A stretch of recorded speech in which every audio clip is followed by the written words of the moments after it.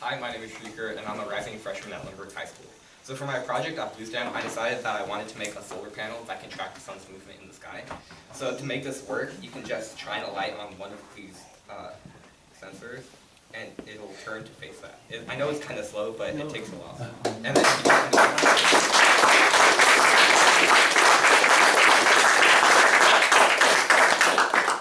So at first, my project was just going to be a solar panel that can track or that can charge your phone.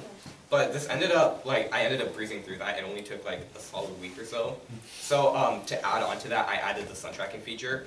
And at the center of this whole circuit are two photoresistors, and these are basically just resistors that are dependent on the sun that hits it. And then in my code, based on the difference between these, it'll tell my motor to turn a certain amount so that it faces the sun.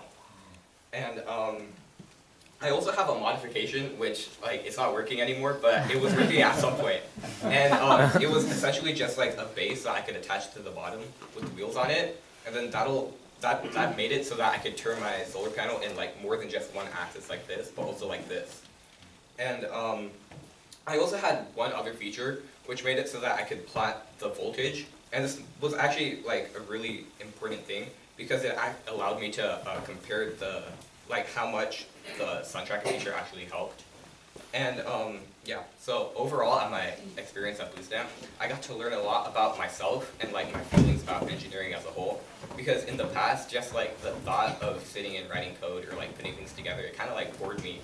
And but at BlueStamp, I actually got to experience all of these things, and I actually found it pretty fun. But to be honest, it wasn't all super great. Because there was a point when I was learning Python to make my graphing feature, and for that entire time, I couldn't get my modules to attach properly, and I had a lot of issues with that. So I spent a good week or so where I had to watch a lot of videos and did a lot of research, and it was kind of exhausting. I would get home and I would sleep for a solid 3 hours. But I figured out that the problem was just with the module itself, so I switched it, and then it ended up working fine. And then after that, I actually found it pretty fun because I got to mess around with the code, and I got to I actually understood how things work. So overall, in the future, I know that engineering isn't really a bad thing, and I actually enjoy it. So it's something I can consider pursuing. So thank you.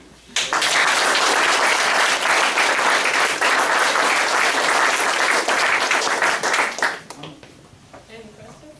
Eric? So why didn't that modification work? I'm not super sure. There's at first there was a wire which I took out, and I put it back in, and then the battery wasn't, I don't know, I don't know.